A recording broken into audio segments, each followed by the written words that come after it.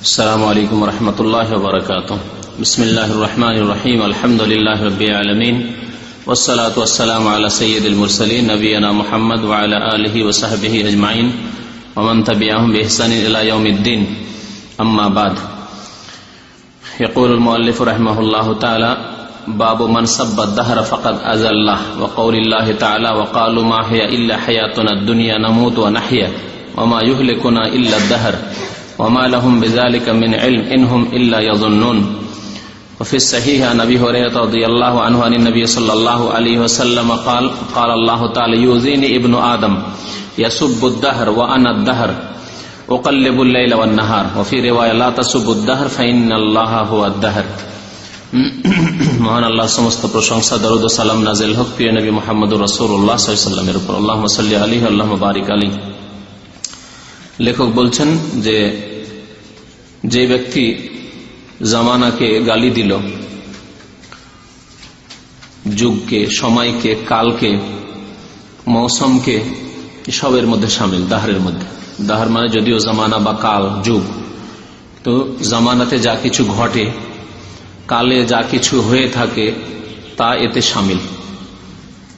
কালের মধ্যে বৃষ্টি হয়ে থাকে, কালের মধ্যে বন্যা এসে থাকে, কালের মধ্যে ভূমিকম্প হয়ে থাকে, সময়কালের মধ্যেই মানুষের উন্নতি অবনতি, ভালো মন্দ হয়ে থাকে, দুর্ঘটনা হয়ে থাকে, এসবগুলি তার মধ্যে শামিল। বলছেন লেখক যে ব্যক্তি সময় বা কালকে গালমন্দ করল, ফাকাদ আযাল্লাহ, সেই ব্যক্তি আল্লাহকে কষ্ট দিল, সেই ব্যক্তি আল্লাহকে কষ্ট দিল।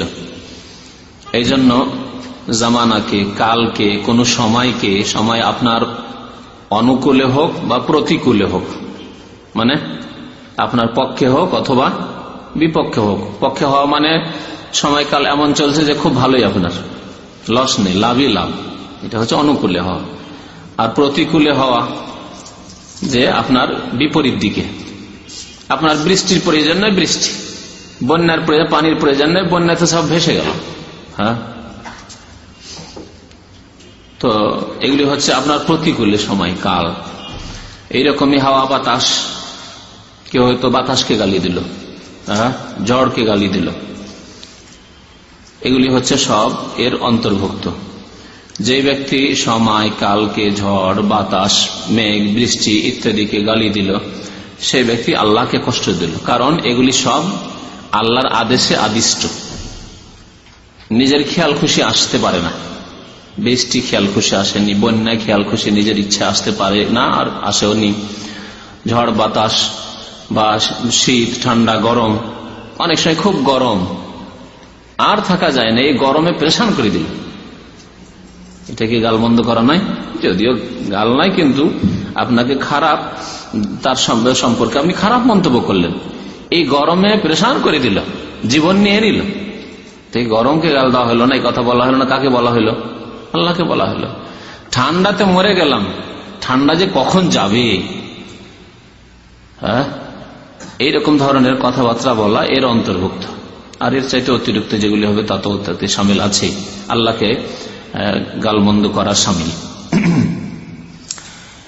মহান আল্লাহ রাব্বুল আলামিন ইরশাদ করেছেন নাস্তিকদের সম্পর্কে: ওয়াকালু মা হিয়া ইল্লা হায়াতুনা দুনিয়া, এই পৃথিবী হচ্ছে আমাদের এই জীবন মাত্র, পার্থিব জীবন।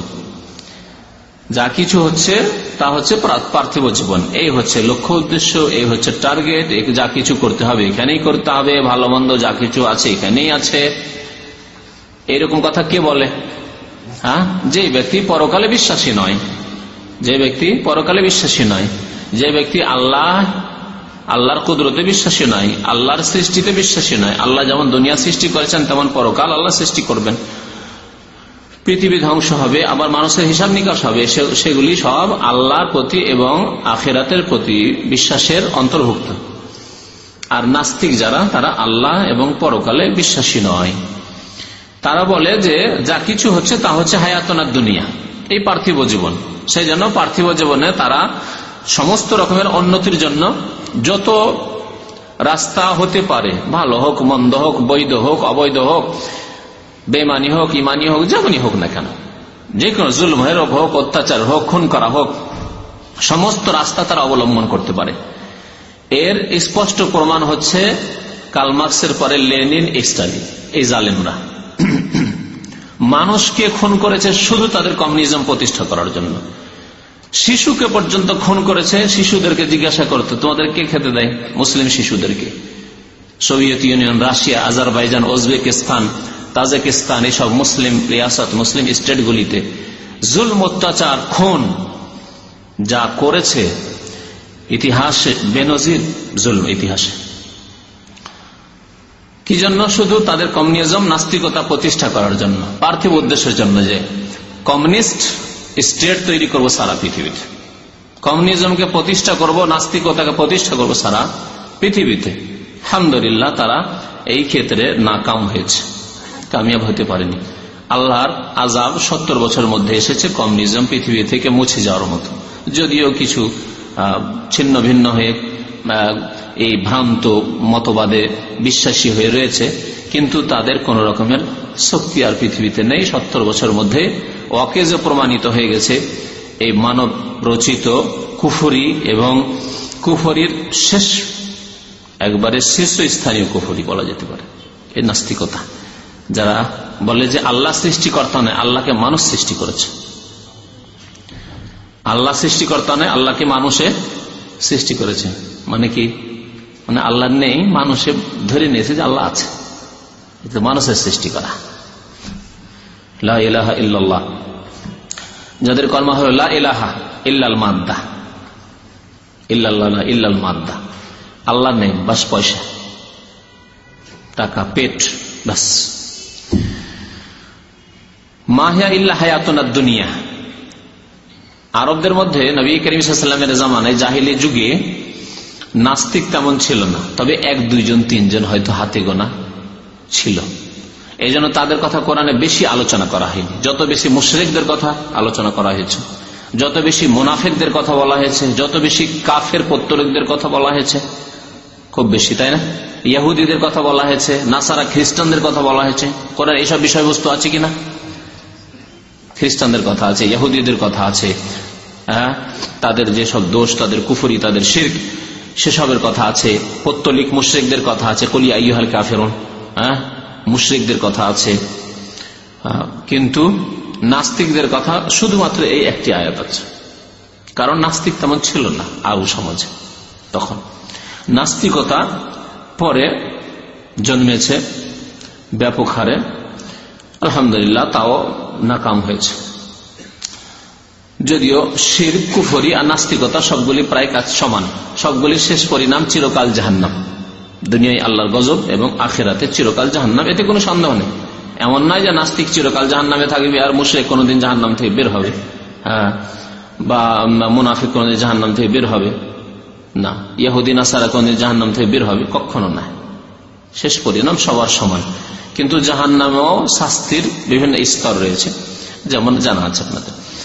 ওয়াকালু মা হিয়া ইল্লা হায়াতুনাদ দুনিয়া নামুতু ওয়া নাহিয়া, আমরা মরি এবং জীবিত হই, মানে আমাদের কেউ মরে তো কেউ জীবন পায়। কিছু লোক মরছে আর কিছু লোক জন্মাচ্ছে, এই হচ্ছে দুনিয়ার নাম, পৃথিবী হচ্ছে এর নাম। যে আমরা অনেকে যাদের বয়স শেষ হয়ে এসেছে, সে মানে বৃদ্ধ হোক আর না হোক, যাদের সময়সীমা শেষ হয়ে এসছে, নির্ধারিত আজাল পৌঁছে গেছে, মতের সময়, সে মরে যায়, আবার অনেকে জন্মায়। একটি বংশে, একটি পরিবারে 10 জন মারা গেলে 20 জন জন্মাচ্ছে, বা তারও বেশি হয়তো। নামুতু ওয়া নাহিয়া, এর নাম হচ্ছে দুনিয়া, পৃথিবী, বাস, আর এছাড়া আর কিছুই নেই। ওমা ইউহলিকুনা ইল্লা দাহর, আর আমাদেরকে ধ্বংস করে একমাত্র যুগ কাল। কালের আবর্তন বিবর্তনে আমরা কি হই? মারা যাই। সময়কাল যখন শেষ হয়ে গেল তখন মরে গেলাম। এর পিছনে আল্লাহ আছে, মালাকুল মউত আছে, আল্লাহ মালাকুল মউতকে পাঠান, এসব কিছু নেই। ওমা ইউহলিকুনা ইল্লা দাহর, এই হচ্ছে ওমা ইউহলিকুনা ইল্লা দাহরের অর্থ, যে কালের আবর্তন বিবর্তনে। এক যুগ ছিল যে ছোট্ট শিশু ছিলেন, তারপর একটু বড় হলেন, খুব সুন্দর হয়ে খেলাধুলা করলেন, দৌড়ঝাঁপ করছিলেন, দাড়ি ছিল না, আবার দাড়ি হইলো, তারপর আবার দাড়ি সাদা হইলো, সাদা হওয়ার পর আবার মরলেন, ইত্যাদি ইত্যাদি। ওমা ইউহলিকুনা ইল্লা দাহর, এগুলি কালের আবর্তন বিবর্তনে, কালের আবর্তন বিবর্তনে নিজেকে আপনি চিনতে পারবেন না আপনার বিগত ছবি। যদি আপনার 10 বছর বয়সের ছবি থাকে আর এখন হঠাৎ করে আপনাকে দেখানো হয়, আগে থেকে আপনার কাছে নেই, ওই 10 বছর আগে ছবি নেওয়া হয়েছে, তারপরে সেই ছবির সাথে আপনার কোনো সম্পর্ক নেই, হঠাৎ করে আপনার সামনে সেই ছবি পেশ করা হয়েছে, কে কখন চিনতে পারবেন না? পারবেন না। এই যে কালের আবর্তন বিবর্তন। হলে কোন ইল্লাদাহার, তো জামানায় মানুষকে কি করে থাকে? ধ্বংস করে থাকে। আল্লাহ মত দেয় না, অথচ আল্লাহ কোরআনে ইরশাদ করেছেন, এটি হচ্ছে তাওহীদ, এ হচ্ছে ঈমান। আল্লাহ ইয়াতাওয়াফাল আনফুস, জীবকে আল্লাহ মৃত্যু দান করে থাকেন। আল্লাহ ইয়াতাওয়াফাল আনফুস হিনা মাউতিহা, যখন তার মরণের সময় আসে।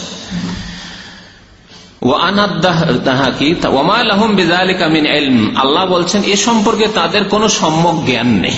এসব জ্ঞানবিহীন কথাবার্তা, যে লক্ষ্য উদ্দেশ্য টার্গেট হচ্ছে শুধু পয়সা আর দুনিয়া, নেতৃত্ব আর টাকা আর পয়সা আর গদি, আর আমরা কালের আবর্তন বিবর্তনে ধ্বংস হব বা দুনিয়া এসছি মারা যাব, এই সব প্রাকৃতিক, যেটিকে আজকালকার ভাষায় কি বলছে, সব ন্যাচারাল, প্রাকৃতিক।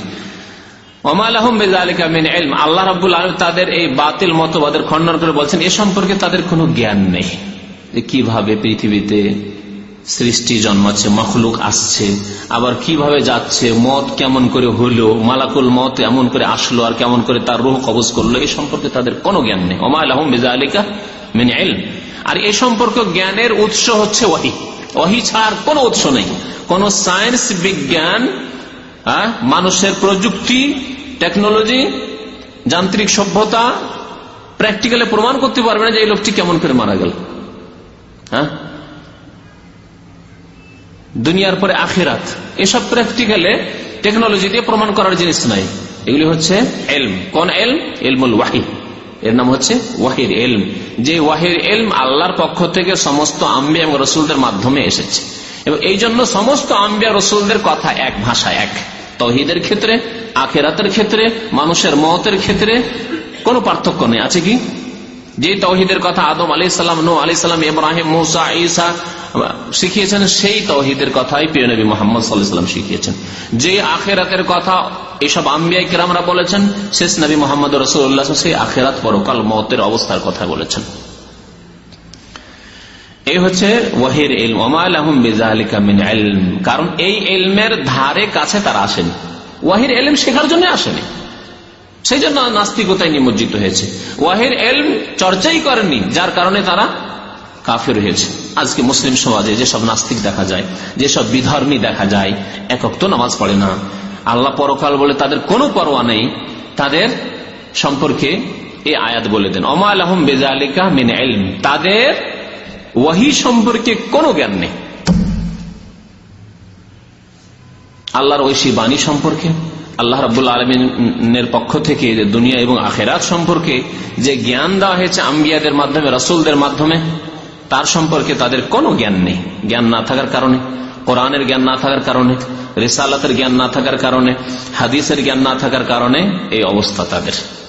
ইনহুম ইল্লা ইয়াযুন্নুন, তারা যে কিছু বলে থাকে তাদের এগুলি কি?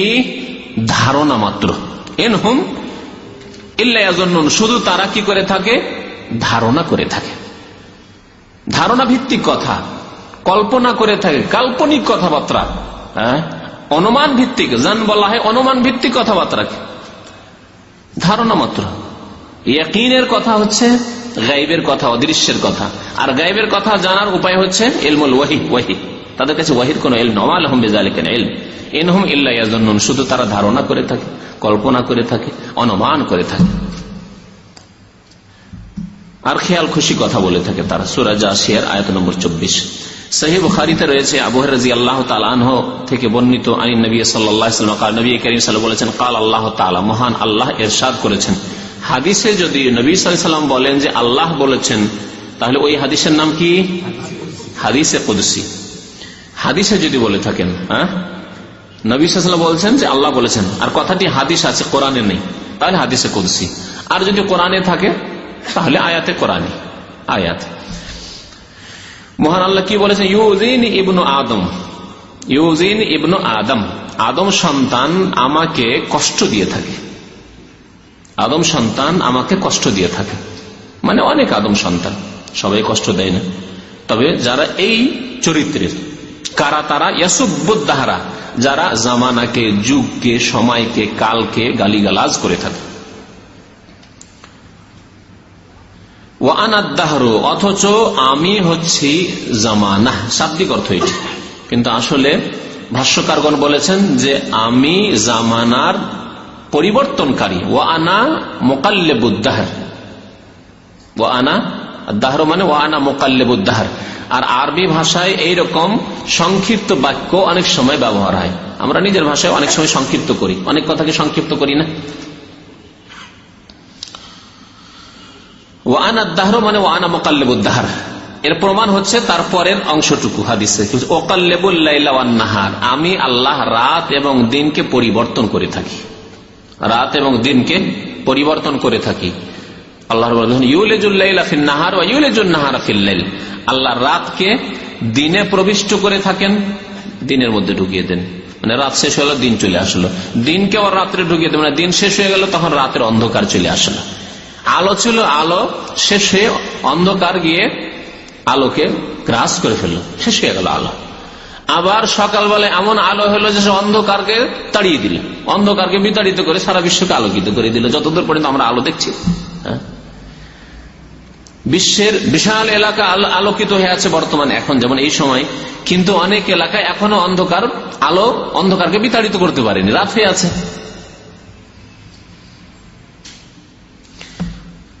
ওয়াকাল্লিবুল লাইলা ওয়ান নাহার, আমি আল্লাহ রাত এবং দিনকে পরিবর্তন করে থাকি, রাত এবং দিনের পরিবর্তনের মাধ্যমে জামানার পরিবর্তন হয়ে থাকে।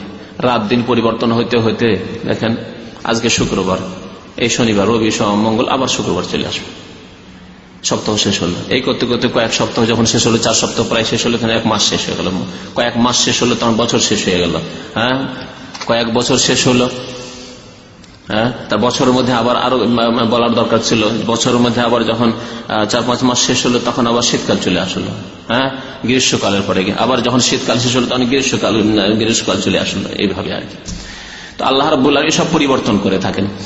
এই রকমে বছরে বিভিন্ন সময় বিভিন্ন রকমের মৌসুম থাকে, কখনো বৃষ্টির মৌসুম, বর্ষার মৌসুম, কখন রাস্তাঘাট খারাপ হয়ে রয়েছে, কাদা হয়ে রয়েছে, চলা মুশকিল, কষ্ট, আর কখন আবার পানি খুঁজে পাওয়া যায় না। তো আল্লাহ রাব্বুল আলামিন এসব পরিবর্তন করে থাকেন। সুতরাং যদি কেউ সময়কে গাল দেয়, কালকে গাল দেয়, বা সময়কালে যা কিছু ঘটছে এসবকে গাল দেয়, বা কিছু এরকম খারাপ কথা বলে, তাহলে আল্লাহর ওপরে এসব কথাবার্তা বলা হলো। সুতরাং এইভাবে অনেক আদম সন্তান মহান আল্লাহকে কি করে থাকে? কষ্ট দিয়ে থাকে। আর একটি হাদিস রয়েছে অফি রিওয়ায়া, আগের হাদিসটি যেটি বললাম সেটি বুখারীতে রয়েছে, মুসলিম শরীফে রয়েছে। আর এই হাদিসটি আবু দাউদ শরীফের শেষ হাদিস, মনে রাখবেন।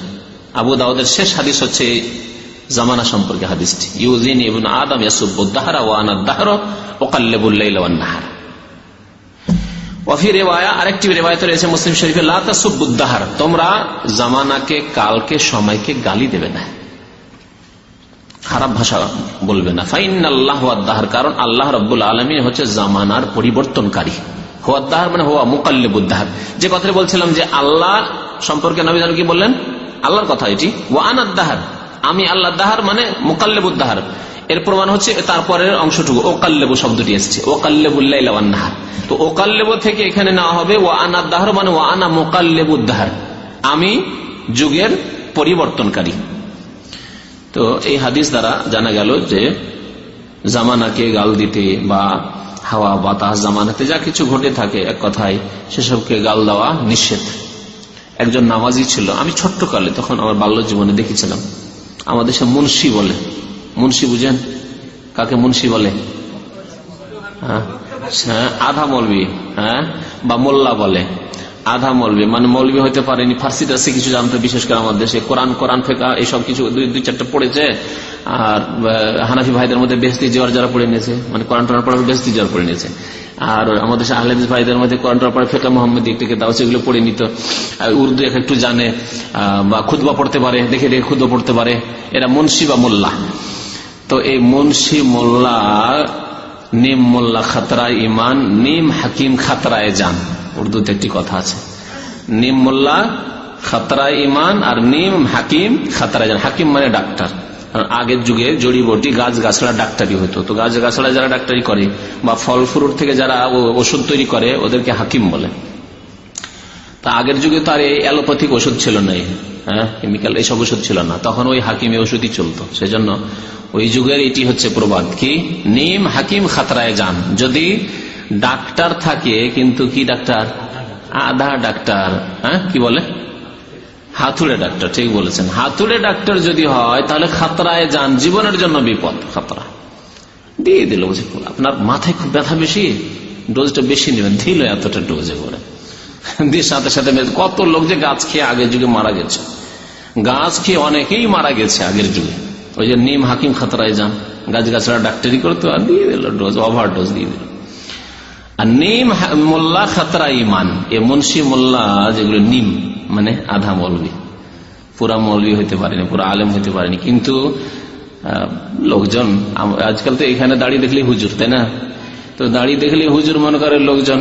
আর আমাদের সমাজে আগে যুগে আলেম ওলামা পাওয়া যেত না, গোটা হয়তো ডিস্ট্রিক্টে এক দুটি আলেম আছে, আলেম হইতে হইলে কত যে কষ্ট করতে হইতো, সেই জন্য সব মুন্সি হয়ে থেকে যেত।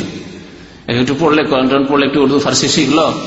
আর আগের যুগের সিলেবাসে এক আজব সিলেবাস ছিল, আর এখন হানাফি মাদ্রাসাগুলিতে ভারত বাংলাদেশেই আছে, যে কোরআন পড়ার পরে 3-4 বছর 5 বছর আপনাকে ফার্সি পড়াইতে থাকবে, ফার্সি পড়ে থাকবে। আমরাও 2-3 বছর ফার্সি পড়েছি, আমরা ওই পুরানো সিলেবাসের কিছুটা আঁচ পেয়েছি। তো এই 2-3 বছর ফার্সি আমদনামা করতে করতে গুলিস্তা বুস্তার, ওই গুলজারদা বুস্তার, ওই সব যারা মাদ্রাসায় পড়েছে তারা এইসব নাম জানবে হয়তো, কারিমা, এইসব পড়তে পড়তে অনেকে ওখানেই থেকে গেছে।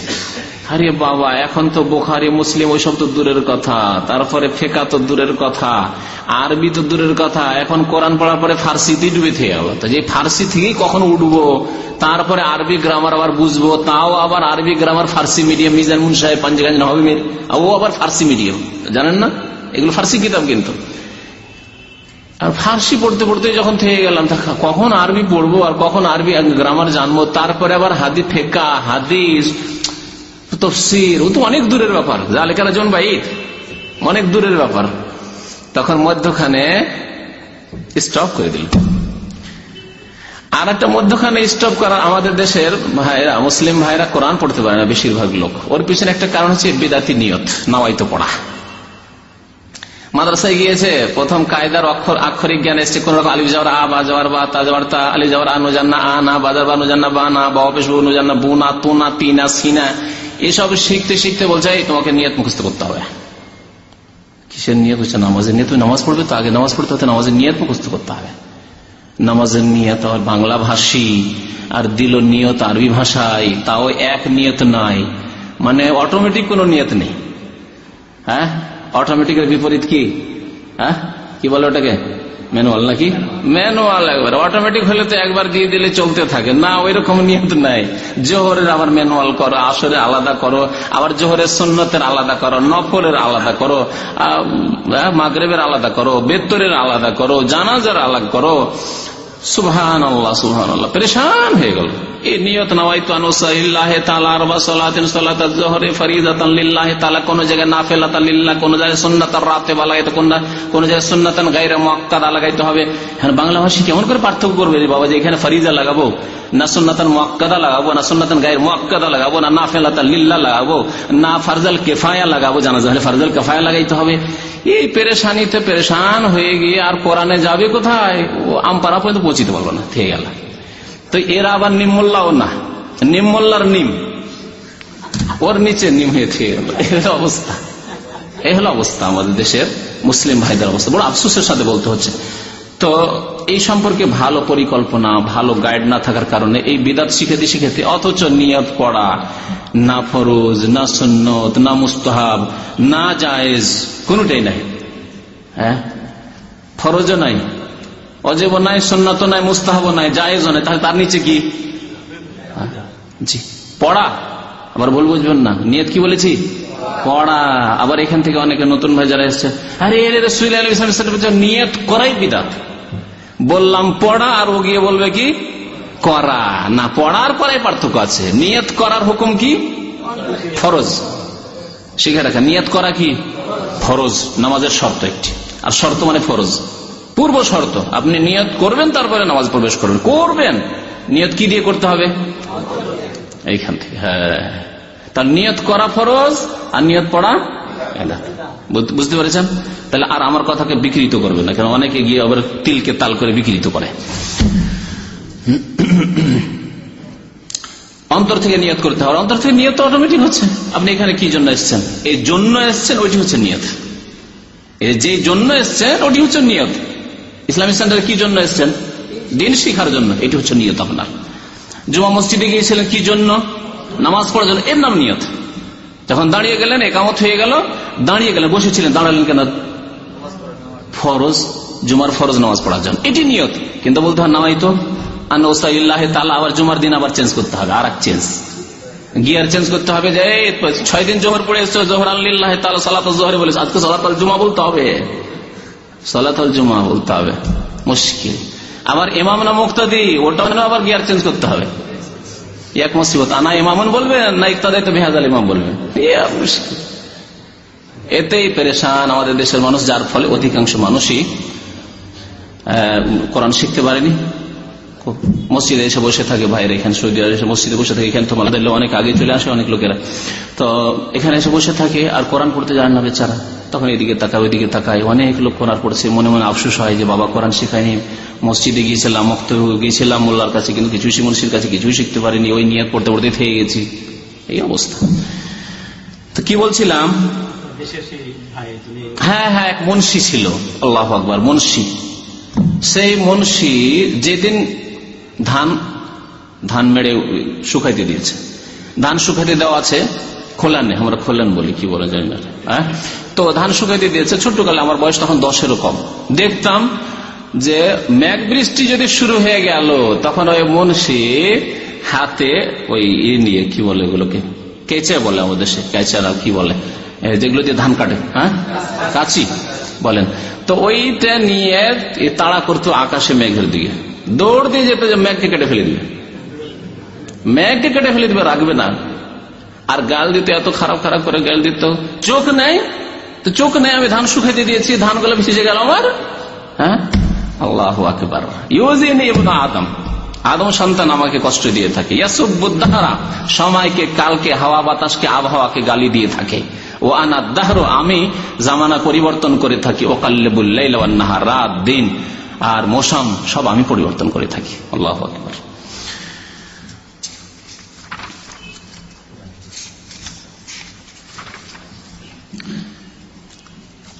আরেকটি বিষয় হচ্ছে, কোন ব্যক্তিকে কাজিউল কোজাত বলা। কাজিউল কোজাত মানে বিচারপতিদের বিচারপতি। এটি মুসলিম দেশগুলিতে পরবর্তীকালে এই বিদাত শুরু হয়েছিল, কাজিউল কোজাত বলা। যদিও তাদের উদ্দেশ্য এই নয় যে আমরা আল্লাহর মতো সেই চিফ জাস্টিস যাকে বলা হয়, প্রধান বিচারপতি। আজকাল বাংলাতে কি বলা হচ্ছে? প্রধান বিচারপতি, বা ইংরেজিতে চিফ জাস্টিস। এদেরকে মুসলিম স্টেটগুলিতে, বিশেষ করে উসমানী যুগে, এদেরকে কাজিউল কোজাত বলা হতো। কাজিউল কোজাত। ইমাম আবু হানিফা রহমতুল্লাহ আলাইহির ছাত্র, সবচেয়ে বড় ছাত্র যিনি, আবু ইউসুফ রহমতুল্লাহ আলাইহি। ইমাম আবু ইউসুফ ছিলেন প্রধান বিচারপতি, কিন্তু প্রধান বিচারপতিকে আরবিতে রাইসুল কোজাত যদি বলে, যে কাজীদের নেতা, তাহলে ঠিক আছে, জায়েজ আছে। রাইসুল কোজাত মানে কাজীদের রাইস, উনি চেয়ারম্যান, কাজীদের নেতা, ঠিক আছে। কিন্তু কাজিউল কোজাত মানে কাজীদের কাজী, কাজী মানে কাজী, আর কোজাত হচ্ছে কাজীর বহুবচন, মানে যত কাজী আছে, বিচারপতি আছে, সমস্ত বিচারপতিদের বিচারপতি। তাহলে বিচারপতিদের বিচারপতি কে? আল্লাহ। সুতরাং কোন মানুষকে, যতই বড় বিচারপতি হোক না কেন, সুপ্রিম কোর্টের প্রধান বিচারপতি হোক আর দেশের রাষ্ট্রপতি হোক, কাউকে কাজিউল কোজাত বলা জায়েজ নাই, বরং এটি শিরক, আল্লাহ সমতুল্য সমকক্ষ করে দেওয়া। মহান আল্লাহ বলেছেন, ওয়ালাম ইয়াকুল্লাহু কুফুয়ান আহাদ, আল্লাহর কেউ কফু নেই, মানে সমকক্ষ সমতুল্য নেই। সুতরাং কাজিউল কোজাত বলা শিরকি কথা। এইরকমই কাজিউল কোজাত না বলে যদি কেউ অন্য কোনো ভাষায় বলে, আরবিতে কাজিউল কোজাত, আর এইরকমই হচ্ছে শাহানশাহ, ফার্সিতে। আমাদের সেই শাহানশাহ নাম কত আছে, আমাদের এক ভাই ছিল, হ্যাঁ, শাহানশাহ মানে বাদশাহদের বাদশাহ, শাহানশাহ বাদশাহদের বাদশাহ। বাদশাহদের বাদশাহ কে? আল্লাহ। তাহলে কোন মানুষের নাম শাহানশাহ রাখা জায়েজ নয়, শিরকি নাম। এরপরে আসবে স্থান শাহ আলম। আলম মানে জগৎ, জগতের বাদশাহ। জগতের বাদশাহ কে? শাহ আলম অনেকে রাখে আমাদের দেশে। শাহজাহান, জাহান মানে দুনিয়া, পৃথিবী, পৃথিবীর বাদশাহ। পৃথিবীর বাদশাহ কে? যদিও শাহজাহানের একটা ব্যাখ্যা করে কেউ কেউ এটাকে জায়েজ করার চেষ্টা করেছে, বলছে পৃথিবীর বাদশাহ মানে ও পার্থিব বাদশাহ, আর আল্লাহ হচ্ছে দুনিয়া আখিরাত উভয়ের বাদশাহ। বুঝতে পারলেন আমার? এটা হচ্ছে তাবিল, মানে কোন রকম জায়েজ করার একটা রাস্তা। বুঝতে পারলেন না? পারলেন না? তাড়াতাড়ি বলেছে যেন হয়তো বুঝতে পারি অনেকে। আবার বলছি, শাহজাহান, শাহজাহান মানে জাহানের বাদশাহ। জাহান মানে কি? ফার্সি ভাষা, কিন্তু এটা জাহান মানে দুনিয়া, পৃথিবী, পৃথিবীর বাদশাহ। তাহলে পৃথিবীর বা সারা পৃথিবীর বাদশাহ এই অর্থে যদি ধরেন, তাহলে সারা পৃথিবীর বাদশাহ কে? আল্লাহ। তাহলে এই নাম কোন মানুষের রাখা জায়েজ নয়। কিন্তু যারা বলছে যে জায়েজ করা যেতে পারে বা জায়েজ হতে পারে, তারা বলছে যে আল্লাহ রাব্বুল আলামিন শুধু জাহানের বাদশাহ নাই, এই জাহানেরও বাদশাহ আর আখিরাতের বাদশাহ। এই জন্য আল্লাহ রাব্বুল আলামিন দো জাহানের বাদশাহ বলেন। আমাদের দেশে অনেকে পুরানো বুড়া হুজুরগুলি বক্তব্য করলে, ওয়াজ করলে কি বলে? দো জাহানের বাদশাহ। অনেকে আবার নবীকে দো জাহানের বাদশাহ বলে। ঠিক না? দো জাহানের বাদশাহ নবী কি করে হলেন? তা দো জাহানের বাদশাহ যদি হয়ে যান, তাহলে তিনি জান্নাতের বাদশাহ। আখিরাতের জাহানে জান্নাত নয় জাহান্নাম, তিনি জাহান্নামের বাদশাহ। তাহলে নবী সাল্লাল্লাহু আলাইহি ওয়াসাল্লাম যাকে ইচ্ছা জান্নাতে দিতে পারেন, যাকে ইচ্ছা জাহান্নামে দিতে পারেন। এই এখতিয়ার কি নবীর আছে? নেই। সুতরাং দো জাহানের বাদশাহ নবী সাল্লাল্লাহু আলাইহি ওয়াসাল্লামকে বলাও সে জায়েজ নয়।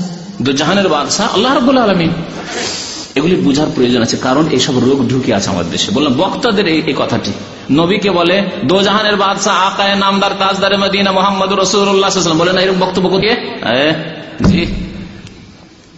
আর বলবে না কেন? পীরকে যদি কিবলা বলতে পারে, পীরকে নিজের বাবাকে বাদ দিয়ে পীরকে যদি বাবা বলতে পারে, হ্যাঁ, তাহলে আবার নবীকে দো জাহানের বাদশাহ বলতে অসুবিধা কি? কারণ এসব শিরক বলে বলে অভ্যাস হয়ে আছে। তো কথা হচ্ছে যে যারা, হ্যাঁ বলছি, তো শাহজাহান মানে জাহানের বাদশাহ, দুনিয়ার বাদশাহ। তারা বলছে এ দুনিয়ার বাদশাহ, আর আল্লাহ হচ্ছেন দুনিয়ারও বাদশাহ, আখিরাতের বাদশাহ।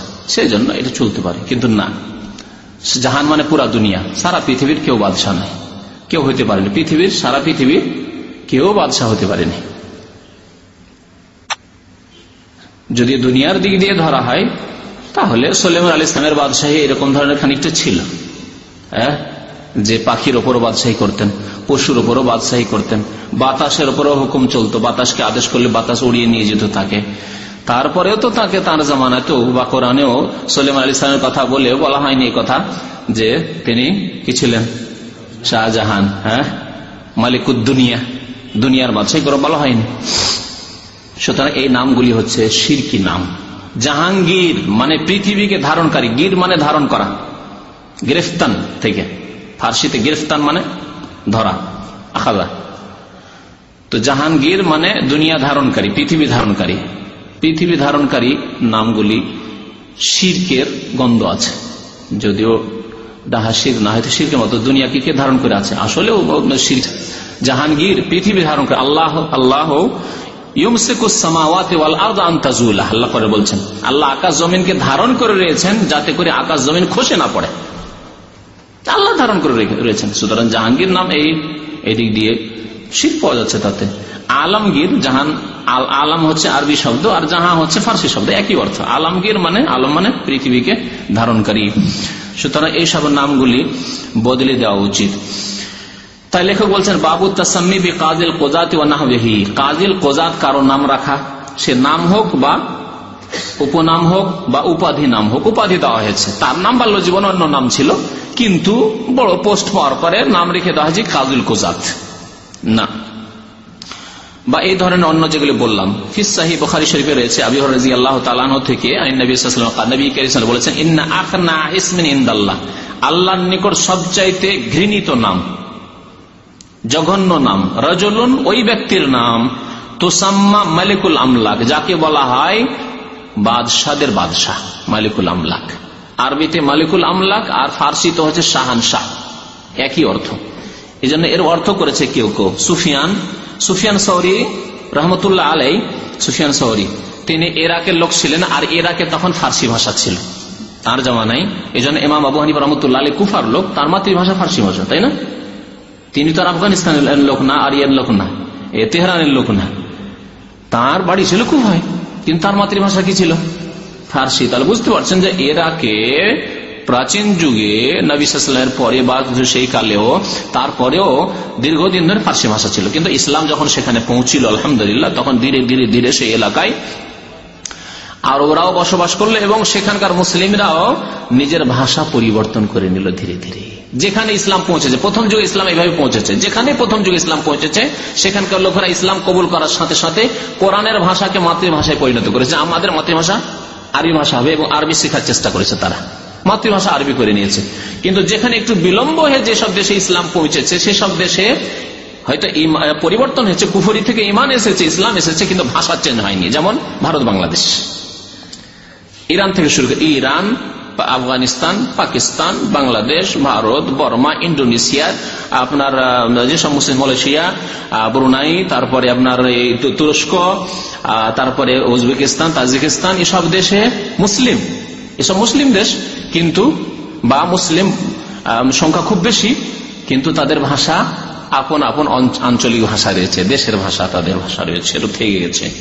কারণ এদের এইসব দেশগুলিতে ইসলাম একটু বিলম্ব পৌঁছেছে। এমন যুগে ইসলাম পৌঁছেছে যখন ভাষার জাতীয়তা শুরু হয়ে গেছিল, একটু করে জাতীয়তার গন্ধ শুরু হয়ে গেছিল, যার ফলে তারা খাঁটি ইসলামের ছত্রছায়া আসতে পারেনি যে আমাদের ভাষা চেঞ্জ করে দেবো, আমাদের ভাষা মাতৃভাষা হয়ে যাক, যাতে করে আমাদের কোরআন বোঝা সহজ হয়ে যায়, হাদিস বোঝা সহজ হয়ে যায়, এরকম নিয়ত তাদের ছিল না, যার ফলে ভাষা এরকম থেকে গেছে। ইসলামটা কবুল করেছে আলহামদুলিল্লাহ, কমপক্ষে জান্নাতের রাস্তাতে তো আছে, যদি এই জাতীয়তা খুব মাথা চাড়া দিয়ে না থাকে। আর যদি জাতীয়তা মাথা চাড়া দিয়ে থাকে যে আগে বাঙালি তারপর মুসলিম, আগে সিন্ধি পাকিস্তানি তারপর আফটার দিস মুসলিম, প্রথম আমেরিকি তারপর মুসলিম, তাহলে জান্নাত পাওয়া মুশকিল আছে, তাহলে জান্নাত পাওয়া মুশকিল আছে। আর যদি প্রথম মুসলিম তারপর বাঙালি, অসুবিধা নেই। আল্লাহ বলছে ওয়াজআলনাকুম শুউবান ওয়া কাবায়লা, তোমাদেরকে বিভিন্ন গোত্রে আমি ভাগ করে দিয়েছি, লিতাআরাফু, পরিচিতির জন্য, যে আপনি আমি বাঙালি, কেউ পাকিস্তানি, কেউ আফগানি, কেউ উজবেকিস্তানি, কেউ আমেরিকান, কেউ জাপানি, অসুবিধা নেই, কিন্তু আমরা সবাই মুসলিম, তাহলে ইনশাআল্লাহ জান্নাতের কথা আছে। বুঝতে পারলেন পার্থক্য? হ্যাঁ, ন্যাশনালিজম বলা হয় কাকে, যে আমরা প্রথম অমুক জাতির, মুসলিমটা তোমার ঘরে রাখো, মুসলিম এটা পার্সোনাল ব্যাপার, মুসলিম তারপরে তারা বলবে না, বলছে না না ওটা বলবে না, ওটা বললে তাহলে হিন্দু কেমন থাকবে তোমার পাশে। বাঙালি, তাহলে বাঙালি হইলে তা হিন্দুকে সাথে রাখতে হবে। তুমি যখন হিন্দি ভাষী, তাহলে হিন্দি ভাষী যে আছে, হিন্দু আছে, খ্রিস্টান আছে, তাদেরকে সাথে রাখতে হবে। তুমি যখন আমেরিকান, তাহলে ইহুদি, খ্রিস্টান, আমেরিকান আছে, তুমি মুসলিম হলে কি হবে? মুসলিমটা বলতে হবে, ওটা তোমার বাড়িতে রাখো, তোমার বাড়িতে রাখো আর মসজিদে রাখো, আর বাকি তুমি আমেরিকান, তুমি জাপানি, তুমি ইন্দোনেশিয়ান। এটা শিক্ষা দিয়েছে ন্যাশনালিজমে, জাতীয়তাবাদে। এই জন্য জাতীয়তাবাদ হচ্ছে কুফরি। আর ইসলাম আমাদেরকে উম্মাতান ওয়াহিদা শিখিয়েছে, ইন্না হাযিহি উম্মাতুকুম উম্মাতান ওয়াহিদা, একটি উম্মত আমরা, কি মুসলিম।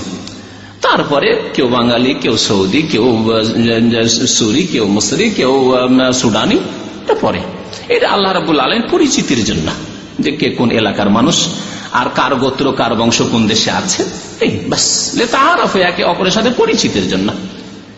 ইন্না আকরামাকুম ইনদাল্লাহি আতকাকুম, আল্লাহর নিকট সম্মানিত কে, যে ব্যক্তি যত আল্লাহ ভীরু, যত বেশি মুত্তাকি, যত বেশি পাপ থেকে বেঁচে থাকে, যত বেশি নেকির কাজ করে, তত বেশি আল্লাহর নিকট প্রিয়।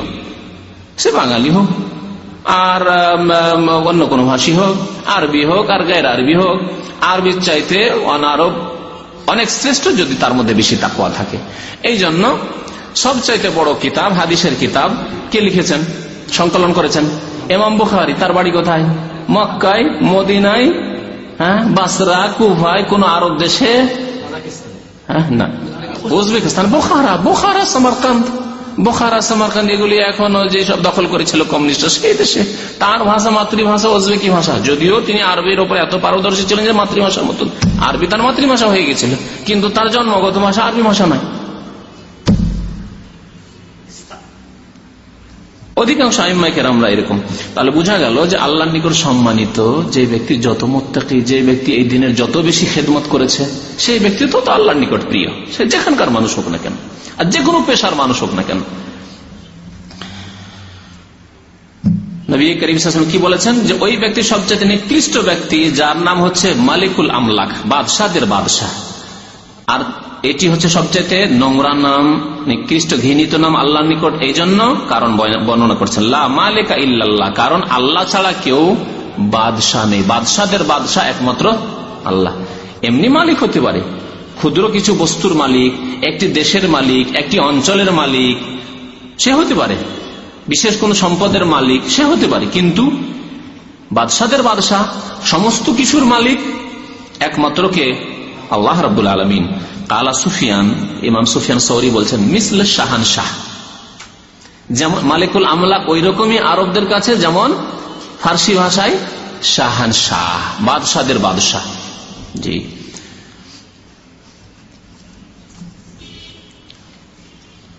এইরকমই মহা আত্মা, মহা আত্মাকে আসলে ছিল মহা আত্মা বা মহান আত্মা। তো মহান আত্মাকে বা মহা আত্মাকে কি করে সন্ধি বিচ্ছেদ করে কি করেছে? মহাত্মা। এই যে ভারতের লোকেরা গান্ধীকে মহাত্মা গান্ধী বলে, বা মহা আত্মা গান্ধী, তারা হিন্দিতে মহা আত্মা, কেন আত্মাটা আত্মা হয়ে যায় ওদের এতে। তো মহাত্মা গান্ধী বা মহাত্মা গান্ধী বলা যায় না, কেন মহা আত্মা, মহান আত্মা গান্ধীর আত্মা নয়। মহান আত্মা জিবরাইল আলাইহিস সালামকে আল্লাহ বলেছেন রুহুল কুদুস, রুহুল আমিন, তাই না? রুহুল কুদুস মানে পবিত্র আত্মা। তাহলে মহা আত্মা যদি বলা হয় জিবরাইল আলাইহিস সালামকে বলা হবে। আর মানুষের মধ্যে যদি মহাত্মা হয় তো নবী করিম সাল্লাল্লাহু আলাইহি ওয়াসাল্লাম। সুতরাং এই নামগুলি সম্পর্কে বুঝে সুঝে বলতে হবে। গান্ধী বলেন, গান্ধীজি বলেন, যদি আপনাকে কোনো মানুষের ব্যক্তিত্বের কারণে শ্রদ্ধা করতে হয় গান্ধীজি বলেন, যথেষ্ট। তার নাম বলেন মহান দাস করমচাঁদ গান্ধী, কিন্তু আপনি মহাত্মা বলে মহাত্মা গান্ধী না। অফির রেওয়ায়া, তারপরে জাতির পিতা বানিয়ে দেওয়া কাউকে জবরদস্তি করে, অসুবিধা। দলের পিতা বানিয়ে দেওয়া, কেউ জাতির পিতা বানাইলো, কেউ আবার দলের পিতা বানিয়ে দিল, এগুলি ছাড়তে হবে। অফির রেওয়ায়া আরেকটি হাদিসে রয়েছে, আগিয়াজ রাজুলিন, আল্লাহর নিকট সবচাইতে, আগিয়াজ মানে আল্লাহ যার উপর বেশি রাগান্বিত হন, ওই ব্যক্তি যার উপর বেশি রাগান্বিত আল্লাহ, আল্লাহ আল্লাহর নিকট ইয়াউমাল কিয়ামত, কিয়ামতের দিন। ওয়া আখবাসু, আর এবং সবচাইতে খবিস নিকৃষ্ট ব্যক্তি ওই ব্যক্তি কে? যার নাম মালিকুল আমলাক, যার নাম হচ্ছে শাহান শাহ, বাদশাদের বাদশাহ। ওয়াকাউল আখনা মানে হচ্ছে আওদা, নিকৃষ্ট। আখনা শব্দটি যে নবী সাল্লাল্লাহু আলাইহি ওয়াসাল্লাম বলেছেন এর মানে হচ্ছে নিকৃষ্ট ব্যক্তি। তাহলে বোঝা গেল যে এই ধরনের নাম যেগুলিতে আল্লাহর সমকক্ষ সমতুল্য করা হয় বা আল্লাহর গুণে শরীক করে দেওয়া হয়, এইরকম নাম রাখা যাবে না। তাহলে প্রধান বিচারপতিকে কি বলতে হবে? রাইসুল কোজাত বললে অসুবিধা নেই, যেমন সৌদি আরবে রাইসুল কোজাত বলা হয়, কাজীউল কোজাত নিষেধ আছে এখানে বলা। অনেক মুসলিম দেশে কাজীউল কোজাত বলা হয়। আজকেও অনেক মুসলিম দেশ আছে প্রধান বিচারপতিকে আরব দেশগুলিতে কাজীউল কোজাত বলে। বন্ধ করেন মোবাইল, এটাও কি বলতে হবে? সময় আছে। বাবু ইহতিরামে আসমাইল্লাহ তাআলা ওয়া তাগয়িরিল ইসমি আজালি যালিক, লেখক বলছেন যে আল্লাহর নাম সমূহের সম্মান প্রদর্শন করতে হবে। আল্লাহর নাম সমূহের সম্মান প্রদর্শন করা, তাহলে সম্মান প্রদর্শন করার মধ্যে বহু কিছু শামিল। কিন্তু যখন উচ্চারণ করবেন আদবের সাথে, ঠিক না? আল্লাহর নাম উচ্চারণ করবেন তখন আদব এহতারামের সাথে, লিখবেন আদবের সাথে। লিখা আছে আল্লাহর নাম কোন কাগজে, সেটাকে রাখবেন আদবের সাথে, ঠিক না? আদবের সাথে রাখবেন। যেখানে সেখানে না, আল্লাহর নাম লেখা আছে, দেখেন আল্লাহ আছে, এমন মুসলিম পত্রিকাগুলিতে সাধারণত আল্লাহর নাম আছে। মুসলিম পত্রিকা যেগুলি বা ইসলামিক পত্রিকা বা মুসলিম দেশ বিশেষ সৌদি আরবের পত্রিকা, আরবি পত্রিকা, আল্লাহর নাম আছেই আছে, ঠিক কিনা? আর আপনি পত্রিকাতে আপনি দস্তরখান বানিয়ে খাচ্ছেন, এটা তো বহু লোক করছে। নামাজি লোক অনেকে দেখা যায়, কি জন্য? কোরআনের আয়াত চাইতে কম কি আল্লাহ রাব্বুল আলামিনের নাম? কোরআন হচ্ছে আল্লাহর গুণ আর আল্লাহর নাম, তো আল্লাহর নাম এবং গুণাবলী সমস্ত কিছুর কি করতে হবে? এহতেরাম করতে হবে। আয়াত যদি নাও লেখা থাকে কোন জায়গায়, আল্লাহ যেন হেফাজত করেন এই কথাই লেখা আছে, আল্লাহর নাম এলো না। কোরআন লেখা থাকলো তো আরো বেড়ে গেল যে কোরআনের আয়াত আছে, কোরআনের আয়াত নেই, শুধু আল্লাহর নাম আছে, রসুলের নাম আছে। যে কোনো মুসলিম কিছু লিখলে বলছে ইনশাআল্লাহ আগামীকালকে এই কাজ হবে, হ্যাঁ, তাহলে ইনশাআল্লাহ যে লেখা আছে, বা আল্লাহ যদি চান, ইনশাআল্লাহ নেই বাংলায় আছে, আল্লাহ যদি চান, তাহলে আল্লাহর নাম তো এলো। আরবি ভাষায় লেখা থাক আর বাংলা ভাষায় লেখা থাক। আমাদের দেশের মানুষের কিন্তু আরেকটা টেন্ডেন্সি আছে, কি যে আরবি পত্রিকা যদি হয় তাহলে খুব এহতেরাম করে, আর বাংলা যদি পত্রিকা হয়, ইসলামিক পত্রিকা হয়তো বা ইসলামিক কথাবার্তাও লেখা আছে, আল্লাহর বহু জায়গায় নাম লেখা আছে, ও কোনো পরোয়াই নেই। আর আরবিতে যদি গানও লেখা থাকে, হ্যাঁ, আরবি যদি ফিল্মও থাকে, আরবি আরবি আরবির সম্মান করার অভ্যাস আছে, কিন্তু আল্লাহর নামের সম্মান করতে হবে। আরবির সম্মান হইতো না যদি কোরআনের ভাষা আরবি না হইতো, আরবির কোন সম্মান হতো না যদি রসুলের ভাষা আরবি না হতো, ঠিক কিনা বলো? কোরআনের ভাষা, রসুলের ভাষা, সেই জন্য আরবি। আল্লাহ রাব্বুল আলামিনের ভাষা সবগুলি ভাষা, কিন্তু ইব্রাহিম আলাইহিস সালামের ভাষা আরবি ভাষা ছিল না, নূহ আলাইহিস সালামের ভাষা আরবি ভাষা ছিল না, আদম আলাইহিস সালামের ভাষা আরবি ভাষা ছিল না, তাহলে ওগুলি তো আল্লাহর ভাষা। তাওরাতের ভাষা আরবি ভাষা ছিল, সেটা তো আল্লাহর কালাম। তাওরাত, ইনজিলের ভাষা আরবি ভাষা ছিল, সেটাও তো আল্লাহর কালাম। কিন্তু কোরআনের কারীমের ভাষা, প্রিয় নবী সাল্লাল্লাহু আলাইহি ওয়াসাল্লামের ভাষা আরবি হওয়ায় আরবি সম্মান। সুতরাং আল্লাহ এবং রসুলের কথা কোথাও যদি থাকে, সেটি হচ্ছে শ্রদ্ধার পাত্র। আর যদি গান বাজনা লিখা থাকে, ফিল্ম থাকে আরবিতে, সিরিয়াল থাকে আরবিতে, তাহলে তার আবার কি সম্মান আছে? ভেঙে ফেলতে হবে, তো নষ্ট করতে হবে। তো আল্লাহর নামের সম্মান প্রদর্শন করতে হবে। আর আর এই কারণেই, এই উদ্দেশ্যেই খারাপ নামকে পরিবর্তন করতে হয় ভালো নামে। আল্লাহর নামের সম্মান প্রদর্শনের উদ্দেশ্যে, এহতেরামের উদ্দেশ্যে খারাপ নামগুলিকে, যে নামগুলিতে শিরকের গন্ধ আছে, সেই নামগুলিকে কি করতে হবে? পরিবর্তন করে দিতে হবে। তাহলে নাম পরিবর্তন করার সুন্নাত, নবী করিম সাল্লাল্লাহু আলাইহি ওয়াসাল্লাম এইভাবে নাম পরিবর্তন করে দিন। কারো খারাপ নাম হলে, ভালো না, অর্থ খারাপ অথবা শিরকের গন্ধ আসছে, বিদআত, সেগুলি পরিবর্তন করে দিতেন। আন আবি শুরাইহ, আবু শুরাইহ বর্ণনা করেছেন, আন্নাহু কানা ইউকনা আবুল হাকাম, তার কুনিয়ত ছিল, উপনাম, ডাক নাম, সহজ ভাষায় ডাক নাম ছিল আবুল হাকাম, মানে লোকেরা তাকে আবুল হাকাম বলে ডাকতো। যেমন এখানে প্রচলন আছে কুনিয়ত দিয়ে ডাকা হয়, কারো নাম হচ্ছে আব্দুল্লাহ, কিন্তু ওর ছেলের নাম মোহাম্মদ, আবু মোহাম্মদ বলে ডাকছে সম্মানের জন্য। আমাদের দেশে মহিলারা ডাক, মহিলারা যেহেতু স্বামীর নাম নেওয়া, তো আমাদের দেশে খুব শক্ত হারাম, তাই না? স্বামীর নাম নেওয়া খুব শক্ত হারাম আমাদের সমাজে। ভালো কথা, স্বামীর নাম নেয় না, কিন্তু হারাম মনে না করলেই হলো, প্রয়োজনে নাম নিতে হবে। মনে পড়ে অনেক জায়গায় এরকম ঘটনা হয়েছে, কিন্তু একটি ঘটনা মনে পড়ে। এক বাড়িতে গেছি, বাড়িটা আমাকে ছোটকালে নিয়ে গেছে এক ভাই, মাদ্রাসার ছাত্র, কিন্তু বাড়িটা সম্পর্কে সে সন্দেহ করছে, এই বাড়ি না কোন বাড়ি, কিন্তু ওই বাড়িতে গিয়ে জিজ্ঞেস করছে, কোন লোক না, এক মহিলা আছে, এই বাড়িটা কার? তখন ও মহিলা বাচ্চা খুঁজছে, খুঁজে বলতো রে, তোর চাচার নাম বলতো রে, তোর চাচার নাম বল। ও আর বলছেন যে এই বাড়িটা অমুকের, মানে ওর স্বামীর নাম আর বলবে না, জায়েজ নয়। তা আমাদের সমাজে এরকম ধারণা আছে কিনা? স্বামীর নাম বলা এমন হারাম যে মুশকিল।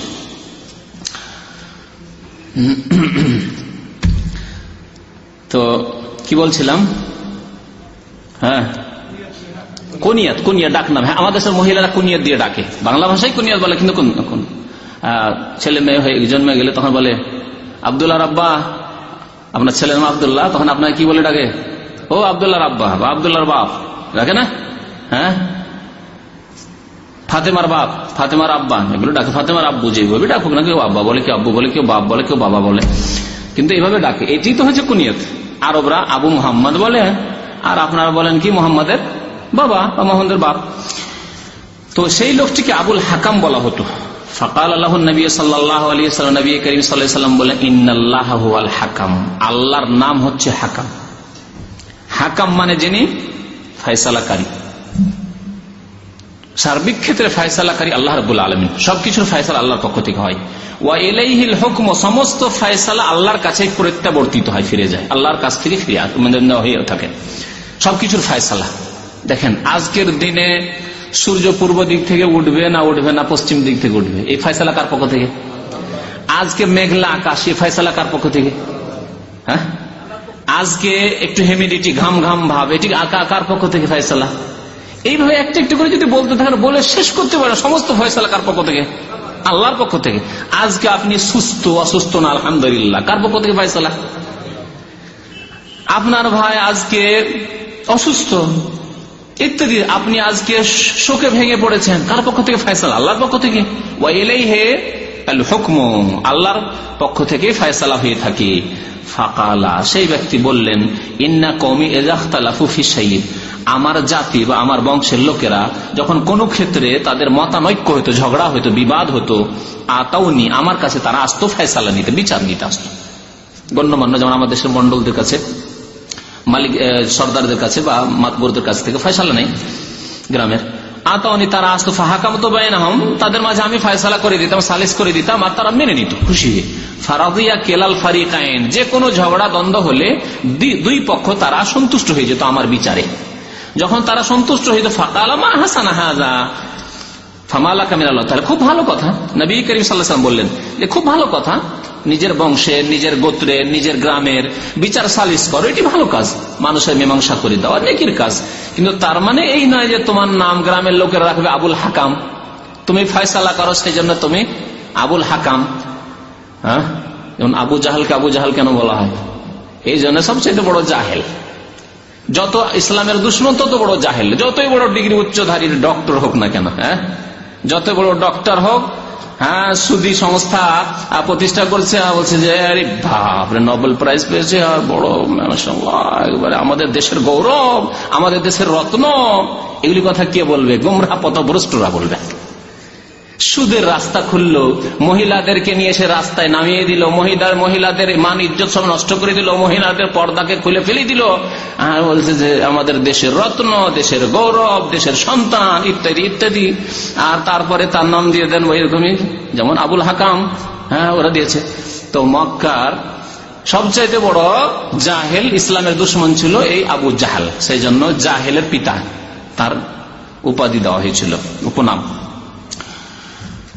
তো নবী করিম সাল্লাল্লাহু আলাইহি ওয়াসাল্লাম বললেন যে খুব ভালো কথা, তুমি সালিস করো। ফামালাকা মিনাল ওয়ালাদ, তবে তোমার সন্তান আছে, ছেলে মেয়ে আছে? বলে হ্যাঁ, আমার কয়েক সন্তান আছে। আমার এক ছেলের নাম সুরাই, আর এক ছেলের নাম মুসলিম, আর এক ছেলের নাম আব্দুল্লাহ। আল্লাহ বললেন ফামান আকবারহুম, এদের বড় কে? এদের বড় কে? বড় ছেলের নাম কি? তখন কুলতো, তিনি বললেন যে সুরাই, আমার বড় ছেলের নাম সুরাই। তখন নবী করিম সাল্লাল্লাহু আলাইহি ওয়াসাল্লাম বললেন ফা আনতা আবু সুরাই, তাহলে তোমার উপনাম হচ্ছে, কুনিয়াত হচ্ছে কি? আবু সুরাই।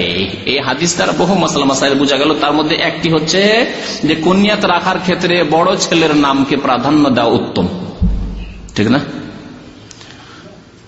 5টা ছেলে আছে, দেখছেন বড় ছেলেটা বেশি শিক্ষিত হয়নি, আর ছোট ছেলেটা একেবারে ডাক্তার বা ইঞ্জিনিয়ার, খুব ব্রেনি। তখন আপনি লজ্জা বোধ করছেন, এই বড় ছেলেটা ওই চাষির নাম দেবো, বললে আমাকে বলবে আবু অমুক, আবু আব্দুর রহমান। আব্দুর রহমানের নাম নেবো না, কার নাম নেবো? আব্দুল আজিজের নাম নেবো, আব্দুল খালেকের নাম নেবো, ডাক্তার হয়েছে, পিএইচডি করেছে, তো এই প্রফেসর। হ্যাঁ, না না, যতই শিক্ষিত হোক না কেন, উত্তম হচ্ছে এই ক্ষেত্রে বড় ছেলের নামে ডাকা, আবু সুরাই বলে, সুরাই যেহেতু বড় ছেলে। রাওয়াহ আবু দাউদ, হাদিসটি আবু দাউদের এবং অন্যান্য হাদিসের কিতাবে এই হাদিসটি রয়েছে। ছেলে না থাকলে মেয়ের নামে বলা হয়, যেমন আবু হানিফা, ইমাম আবু হানিফা, হানিফা তার মেয়ের নাম, তো আবু হানিফা রাখেন, অসুবিধা নেই। আর যদি ছেলে মেয়ে কিছুই না থাকে তারপরে কুনিয়াত রাখা যায়, যেমন আয়েশা রাদিয়াল্লাহু তাআলা আনহার কুনিয়াত ছিল উম্মে আব্দুল্লাহ, অথচ তার সন্তান সন্ততি কিছুই ছিল না, কিন্তু উম্মে আব্দুল্লাহ, আব্দুল্লাহর মা বলে ডাকতো। যেমন পুরুষদের কুনিয়াত হয় আবু আব্দুল্লাহ, আবু আব্দুর রহমান, তেমন মহিলাদের কুনিয়াত রাখেন।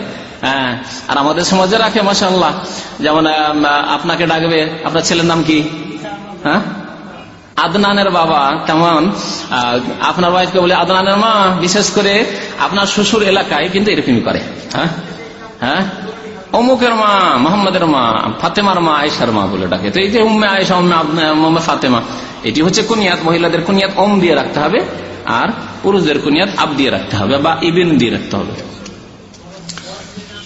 সাল্লাল্লাহু আলা নবিয়িনা মুহাম্মদ ওয়া আলা আলিহি ওয়া সাহবিহি আজমাইন। মান লাম ইয়াকনা বিল হালফ বিল্লাহ।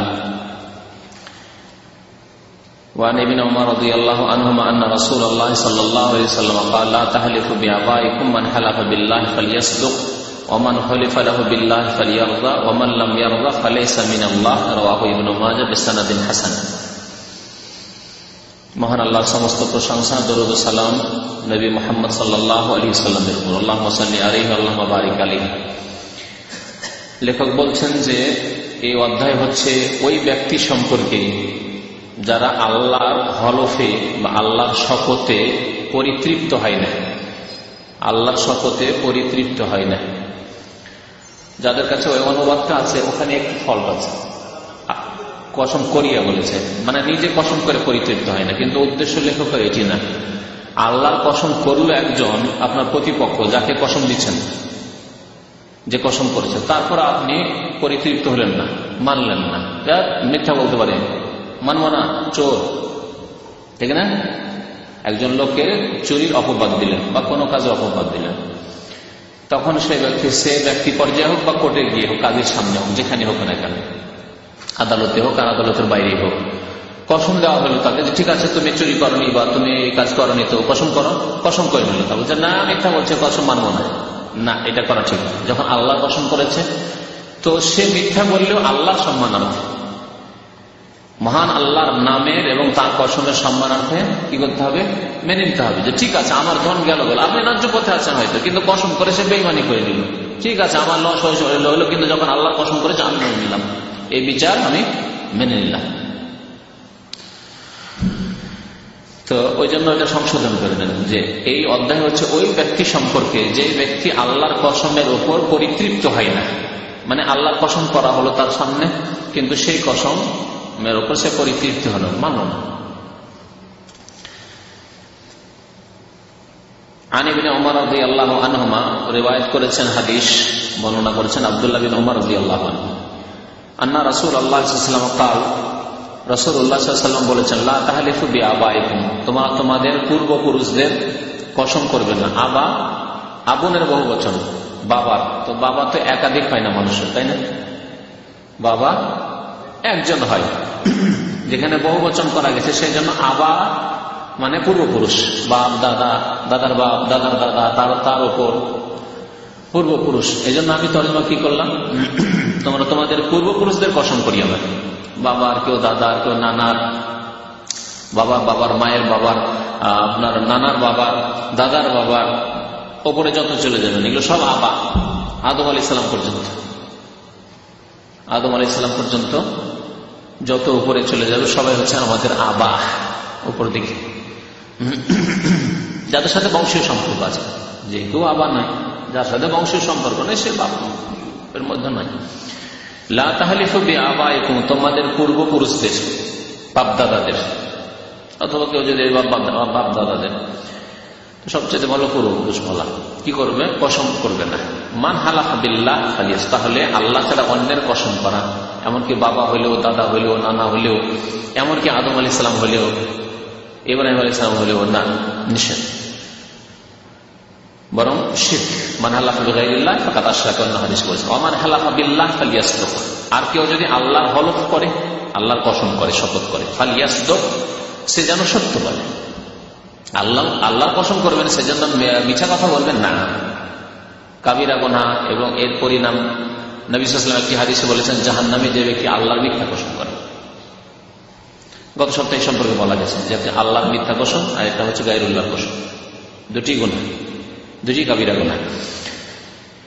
তো আল্লাহর যে কসম করবে সে যেন সত্য কসম করে, এক কথায় কসম করলেন যেন সত্য কসম করে, সত্য শপথ করে।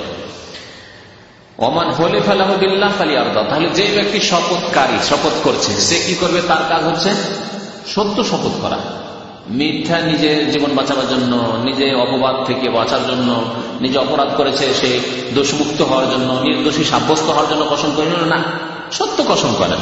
লাভ হোক লস হোক, কসম করলে কি করতে হবে? সত্য কসম করেন।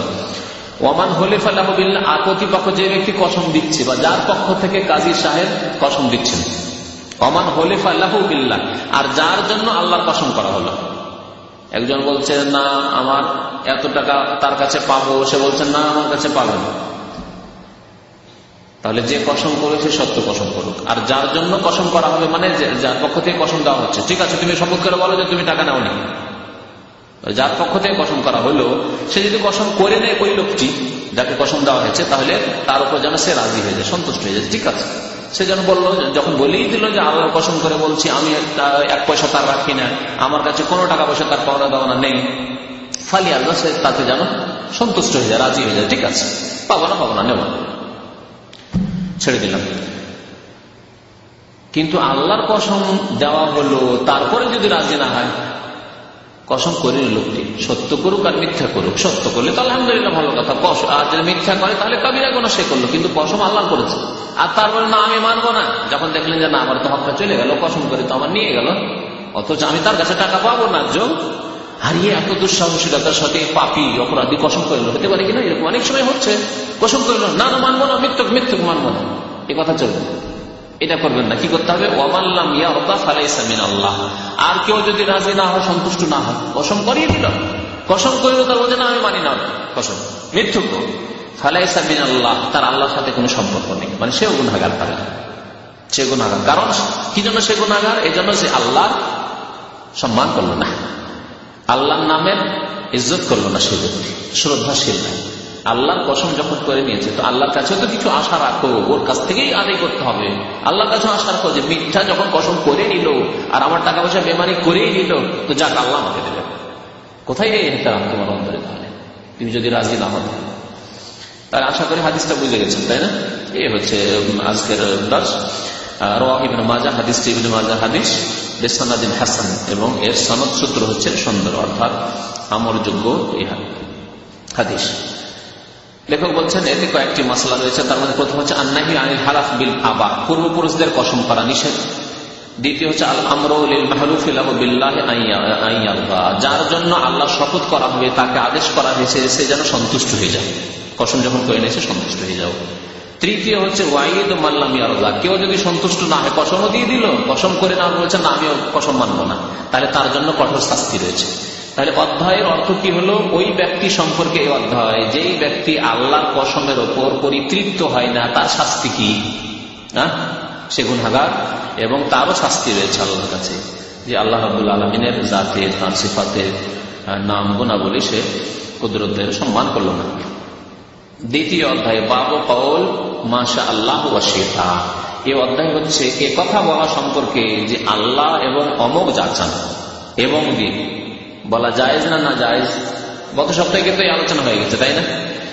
তাহলে জায়েজ এইরকম যদি আল্লাহ ছাড়া অন্যেরও কাছে কিছু আশা করছেন যে সে যদি কিছু করে তো আমার উপকার হতে পারে, মানুষ তার উপকার হতে পারে, যতটা যার ক্ষমতা আছে উপকার করতে পারে আপনাকে, তাহলে যদি আল্লাহ ছাড়া অন্যের নাম নিতে হয় এই ক্ষেত্রে, ইচ্ছার ক্ষেত্রে, তাহলে কিভাবে বলতে হবে?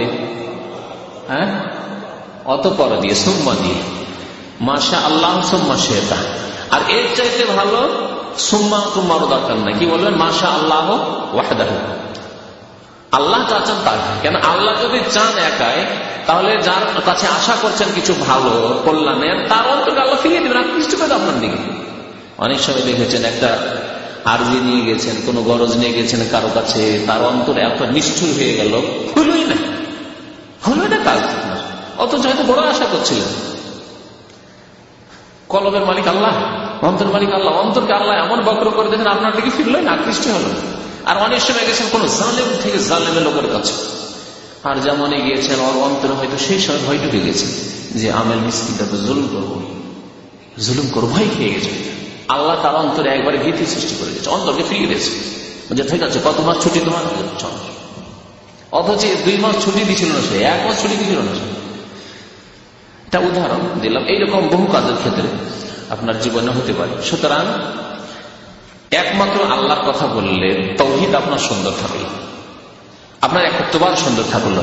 আপনার যখন তাওহীদ সুন্দর থাকলো, তখন আল্লাহর পক্ষ থেকে আপনার মদদ হবে, আল্লাহর পক্ষ থেকে সাহায্য। মাশা আল্লাহ লা কুওয়াতা ইল্লা বিল্লাহ, আল্লাহ কোরআন বলছেন এরকম বলো, মাশা আল্লাহ লা কুওয়াতা ইল্লা বিল্লাহ। কোন শক্তি নেই আল্লাহ ছাড়া, কারো কোনো ক্ষমতা নেই, না আমার ক্ষমতা আছে, না ওই যে নেতা, যে জালেম, যার কাছে আমি নিজের গরজ নিয়ে গেছি, উদ্দেশ্য নিয়ে গেছি, যে বস মালিক, তার কোনো ক্ষমতা আছে? মাশা আল্লাহ লা কুওয়াতা ইল্লা বিল্লাহ। সুতরাং মাশা আল্লাহ ওয়াহদাহু বলাই হচ্ছে তাওহীদের দাবি। সুম্মা অতঃপর সব না বলে কারো কথা, তবে ভালোভাবে কারো কাছে দরখাস্ত করা, অনুরোধ করা, যতটুকু জায়েজ আছে, যতটুকু তার ক্ষমতা আছে চাইতে পারে। মৃত ব্যক্তির কোনো ক্ষমতা নেই, সুতরাং মৃত ব্যক্তির কাছে, কবরের কাছে চাওয়া বড় শিরক। জীবিত ব্যক্তির কাছে এমন কিছু চাওয়া যেটি মানুষ দিতে পারে, মানুষের সাধ্যের মধ্যে, সেটি বড় শিরক, ঠিক কিনা? জীবিত কোন পীর হুজুরের কাছে যাওয়ার পরে যদি বলেন যে পীর বাবা আমাকে একটু সন্তান দেন, দিতে পারবে? সন্তান পারবে? তাহলে বড় শিরক এটি। কিন্তু যদি কোন পীর বাবাকে বলেন যে বাবা আপনার তো অনেক টাকা পয়সা, মাশাআল্লাহ, আপনার নজর নিয়ে তো অভাব নেই, আর আমি খুব গরিব মিসকিন মানুষ, আমাকে 10-20 টাকা দেন, বা ধার দেন কিছু টাকা পয়সা, জায়েজ কিনা? সে পীরের কাছে যান, আর পীরের কাছে যান, আর অন্য কারো কাছে যান, বিরাতির কাছে যান, আর সুন্নতির কাছে যান। তো কথা হচ্ছে যে ধার খরচ দেন, আমাকে দান করেন, যতটুকু জায়েজ আছে, আমার বোঝাটা উঠিয়ে দেন, বোঝাটা আপনি দুজন মিলে উঠাতে পারতেন, তাহলে বোঝাটা উঠিয়ে দেন, জায়েজ কিনা? এই সাহায্য চাওয়া জায়েজ। কিন্তু যদি বলেন ওহদ পাহাড়টাকে সোনা বানিয়ে দেন, হ্যাঁ চলবে? সে বড় সে ওহদ পাহাড়টা কতদিন আর মদিনায় থাকবে, আমাদের দেশে পৌঁছে দেন, যে ঘরে থেকে ওখানে জিয়ারত করবো, হ্যাঁ বিশ্ব ইজতেমায় পৌঁছে দেন, চলবে? সে বড় সে। তাহলে এইসব জিনিস তাওহীদের ক্ষেত্রে বোঝার চেষ্টা করতে হবে। মাশা আল্লাহ ওয়া শি'তা বলা জায়েজ নাই। এ সম্পর্কে কয়েকটি হাদিস রয়েছে। আন কাতিলা, আসলে কাতিলা হওয়া উচিত, কিন্তু অনুবাদক কোতাইলা লিখেছে। সাধারণত মহিলাদের নামের ক্ষেত্রে কাতিলাই হয়। আন্না ইয়াহুদিয়ান আতান নবী সাল্লাল্লাহু আলাইহি ওয়াসাল্লাম, এক ইহুদি নবী সাল্লাল্লাহু আলাইহি ওয়াসাল্লামের কাছে আসলো। ফাকালা, আসার পরে বলছে ইন্নাকুম তুশরিকুন, আপনারা তো শিরক করেন। এসে কি বলছে? আপনারাও তো শিরক করেন। নবী সাল্লাল্লাহু আলাইহি ওয়াসাল্লাম প্রথম মদিনায় এসেছিলেন, আর ইহুদিরা তখন খুব জবর হয়েছিল। 3টি গোত্র বড় শক্তিশালী, কিন্তু ইহুদিরা। এই 3টি গোত্রের নাম কেউ বলতে পারেন? মদিনায় 3টি বংশ ছিল, এই হ্যাঁ এরা ইহুদি না, আওস আর খাজরা ইহুদি ছিল, এরা পত্তলিক মুশরিক ছিল, মুসলমান হয়ে গেছিল। হ্যাঁ, বানু কুরাইজা, বানু নাজির আর বানু কাইনুকা। বানু কাইনুকা, কাইনুকা বংশ, নাজির বংশ আর কুরাইজা বংশ, 3 বংশই এরা বিশ্বাসঘাতকতা করেছিল, আর তাদের শাস্তি হয়েছিল, কারো হালকা কারো বেশি, কিন্তু পরে তাদের শাস্তি হয়েছিল এবং মদিনা থেকে তাদেরকে বিতাড়িত করা হয়েছিল।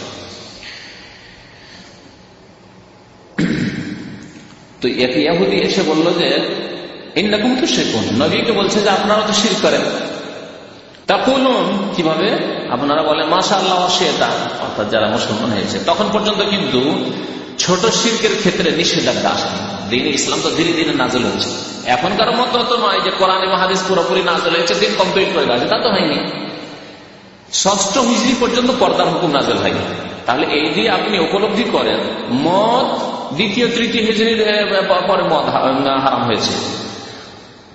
অস্থায়ী বিবাহ খয়বরের যুদ্ধে 7ম হিজরিতে হারাম হয়েছে। অস্থায়ী বিবাহ, যে শিয়া রাফেজীদের মুতার বিবাহ, ঠিকার বিবাহ, 1 মাস 2 মাসের জন্য, 1 রাত 2 রাতের জন্য, যে বিবাহগুলি ইরানি রাফেজীরা করে থাকে। তাদের নেতা খোমেনি ইরাকে এসে করেছে, এক কিতাব আছে, ওতে লিখেছে সাবালিকা নাবালিকা সবার সাথে তার খবিজরা করে। তো এটি 7ম হিজরিতে হারাম করে দেওয়া হয়েছে। তারপরে এই গোমরারা এখন পর্যন্ত এই জিনা চালিয়ে যাচ্ছে। এই জন্য ছোট শিরক সম্পর্কে নবী সাল্লাল্লাহু আলাইহি ওয়াসাল্লামের কাছে এখনো আল্লাহর পক্ষ থেকে নির্দেশ আসে যে মাশাআল্লাহ ওয়া শি'তা বলা যাবে না। আদেশ না আসলে তো নিজের পক্ষ থেকে কিছু বলবেন না। ওয়া ইয়ানতিকু আনিল হাওয়া, নিজের পক্ষ থেকে কোনো কথা নবী বলতেন না সাল্লাল্লাহু আলাইহি ওয়াসাল্লাম। ইন হুয়া ইল্লা ওয়াহয়ুন ইউহা, যখন ওহী আসতো তখনই তিনি বলতেন। বড় শিরক, কারণ নবী সাল্লাল্লাহু আলাইহি ওয়াসাল্লামের জামানায় হুকুম আহকাম বিধি বিধান ধীরে ধীরে নাযিল হয়েছে, একসাথে নাই। একসাথে গলা টিপে ধরেনি মক্কার মুশরিকদের। প্রথম বলা হয়েছে কুলু লা ইলাহা ইল্লাল্লাহ, বলো লা ইলাহা ইল্লাল্লাহ, আর লাত উযযা মানাতের এসবের পূজা ছেড়ে দাও। তখনই যেটা বলা হয়তো মাশাআল্লাহ সেটা বলা যাবে না, বাবার কসম করা যাবে না। তাহলে বলতে আরে কিচ্ছু রাখবে না, কিছুই রাখবে না, সবকে বরবাদ করে দেবে, সব।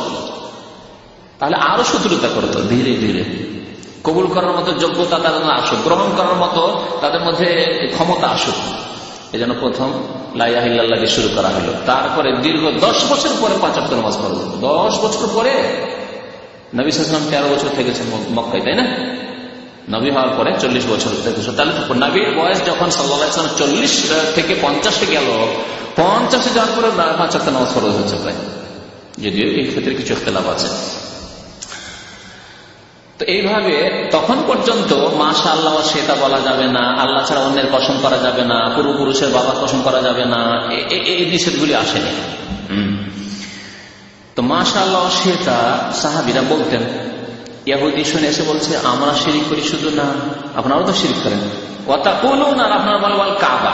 আরবদের এরকম অভ্যাস ছিল, মক্কার মুশরিকদের, মদিনার লোকদের, এদের জাহিলিয়াতের যুগে অভ্যাস ছিল কাবার কসম, কাবার কসম করতো। কাবার তারা সম্মান করতো, সেই জন্য কি করতো?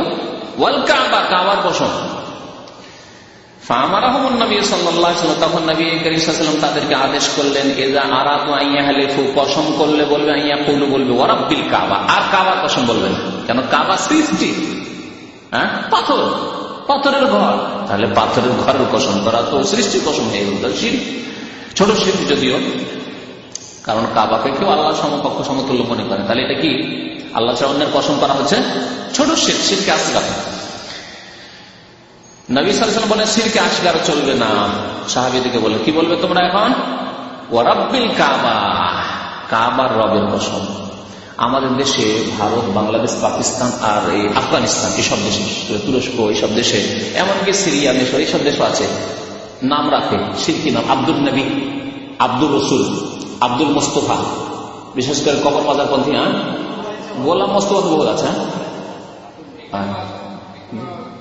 রাফেজিদের মধ্যে আছে, রাফেজিদের মধ্যে শিয়া বলা তাদেরকে সম্মানিত করা, রাফেজ তারা খুশি হয় শিয়া বলে, আমরা শিয়া, ওরা রাফেজি মানে দিনকে ছুঁড়ে ফেলেছে, রাফাজা মানে ছুঁড়ে ফেলা, তারা দিনকে ছুঁড়ে ফেলেছে, নবীর আদর্শকে ছুঁড়ে ফেলেছে, এমনকি আলী রাদিয়াল্লাহু তাআলা আদর্শকে ছুঁড়ে ফেলেছে। জাইনুল আবেদিন কে জিজ্ঞাসা, এই নামটি কখন পড়েছে তাদের জানেন? জাইনুল আবেদিন, যে নাম জাইনুল আবেদিন হোসেন রাদিয়াল্লাহু তাআলা ছিল। জাইনুল আবেদিনকে একদিন জিজ্ঞাসা করলো তার ভক্তরা, মানে শিয়াদের পূর্বপুরুষরা, গোমরারা, যে মা রায়ুকা ফি শাইখে আবু বকর ওয়া উমর, আপনার আবু বকর উমর সম্পর্কে কি মন্তব্য? তখন তিনি বললেন যে আবু বকর উমর